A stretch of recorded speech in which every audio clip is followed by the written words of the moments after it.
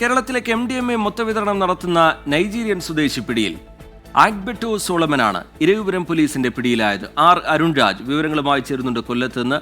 അരുൺരാജ്, ഇയാളുടെ പങ്കാളിത്തവുമായി ബന്ധപ്പെട്ട് പോലീസ് വിശദീകരിക്കുന്നത് എന്താണ്? അരുൺരാജ്,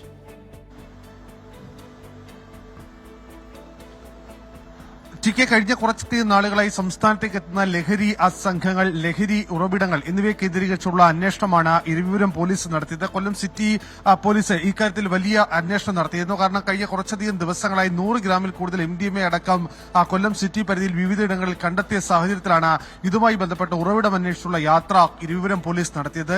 ഇതിനിടയിലാണ് ഡൽഹിയിലെ ഉത്തം നഗറിൽ നിന്ന് ഈ നൈജീരിയൻ സ്വദേശിയായ ഈ ആഗ്ബെട്ടോ സോളമനെ പിടികൂടുന്നത്. ഈ നൈജീരിയൻ സ്വദേശികൾ കൂടുതലായി താമസിക്കുന്ന സ്ഥലമായിരുന്നു ഇത്.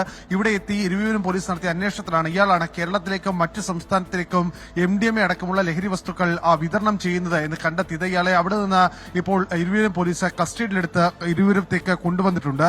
ഇയാളിൽ നിന്ന് കൂടുതൽ വിവരങ്ങൾ കണ്ടെത്താൻ കഴിയുമെന്ന പ്രതീക്ഷയാണ് ഇരവിപുരം പോലീസ് വ്യക്തമാക്കുന്നത്. കാരണം കേരളത്തിലേക്ക് എത്തിയ ലഹരികളിൽ പല ലഹരി കണ്ണികളും പറഞ്ഞ പേര് ഇയാളുടേതാണ്. അതുകൊണ്ട് തന്നെയാണ് ഇയാളെ കണ്ടെത്താനുള്ള ഒരു നടപടിയിലേക്ക് പോലീസ് കടന്നത്. അരുൺരാജ് വിവരങ്ങൾ പങ്കുവയ്ക്കുകയായിരുന്നു കൊല്ലത്ത്.